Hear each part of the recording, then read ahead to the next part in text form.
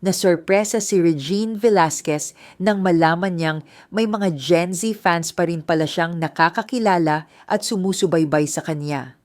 Sa isang media interview para sa special preview ng kaniyang real-life documentary na Songbird, sinabi ng Asia Songbird na hindi niya inaasahan na kilala pa rin siya ng mas batang henerasyon. Ang Gen Z ay tumutukoy sa henerasyong ipinanganak mula 1997 hanggang 2012.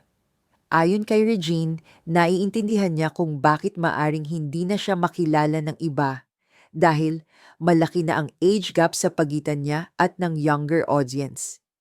Pero para sa kanya, isang malaking blessing na patuloy pa rin siyang kinikilala, minamahal at pinapakinggan ng bagong generation. Sinabi ni Regine na sobrang saya, honored, flattered at humbled siya dahil may mga kabataang nakakaalam pa rin kung sino siya at kung ano ang kanyang naging kontribusyon sa OPM. Bukod sa Gen Z fans, pinag-usapan din ang malakas na suporta sa kanya ng LGBTQIA+ community. Matagal nang itinuturing si Regine bilang isang gay icon at nang tanungin siya tungkol dito, sinabi niyang masaya at honored siya sa titulong iyon. Aminado si Regine na noong mas bata pa siya, hindi niya lubos maintindihan kung bakit siya minamahal ng ganoon ng gay community. Pero sa paglipas ng panahon, natutunan niyang tanggapin ito bilang isang malaking karangalan.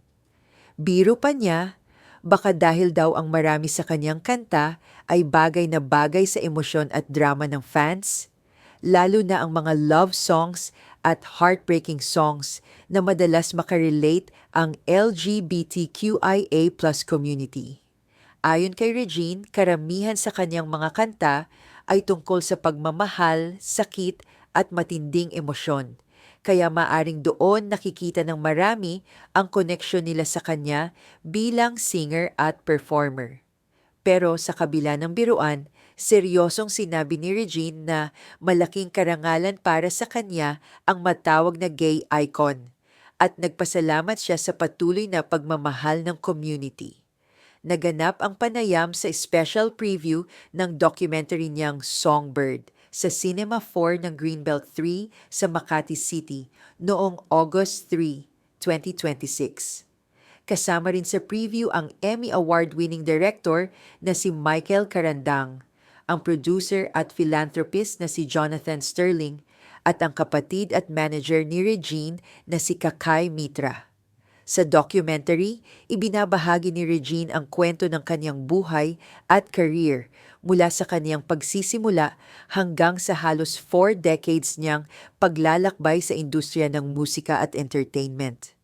Napag-usapan din sa interview ang isa sa pinaka-iconic na concert moments ni Regine, ang paglipad niya habang kinakanta ang On the Wings of Love.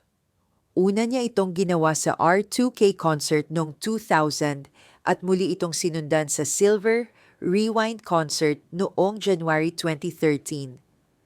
Nang tanungin kung uulitin pa ba niya ang stunt na iyon sa kanyang big finale concert sa October 2026, natawa si Regine at sinabing hindi na niya kaya dahil baka mabali na raw ang kanyang mga buto. Ayon sa kanya, kakantahin pa rin niya ang On the Wings of Love. Pero ang paglipad sa ere ay hindi na niya uulitin. Binalikan din niya ang hirap ng unang flying stunt noong R2K concert. Ayon kay Regine, hindi pa ganon ka-advance ang ginamit na equipment noon. Malaki at mabigat ang ginamit na bakal at clamp at tuwing inaangat siya sa ere, dumidiin ito sa kanyang rib area. Dahil ilang beses niyang kailangang mag-rehearse at gawin ang stunt habang kumakanta, naniniwala si Regine na nagkaroon siya ng bruised ribs na nagdulot ng pananakit sa loob ng halos 2 years. Sa kabila nito, tiniis niya ang sakit dahil gusto niyang maibigay ang malaking pasabog para sa audience. Ngayon, habang papalapit ang kaniyang finale concert, malinaw na mas pinipili ni Regine ang mas ligtas at mas komportabling paraan ng pagtatanghal, habang patuloy pa rin niyang ibinibigay ang emosyon, boses at puso na minahal ng fans sa loob ng maraming taon. Sa ngayon, patuloy na ipinagdiriwang ng fans ang legacy ni Regine Velasquez. Hindi lamang bilang Asia's songbird, kundi bilang inspirasyon sa Gen Z listeners, sa LGBTQIA+ community, at sa maraming Pilipinong lumaki sa kanyang musika.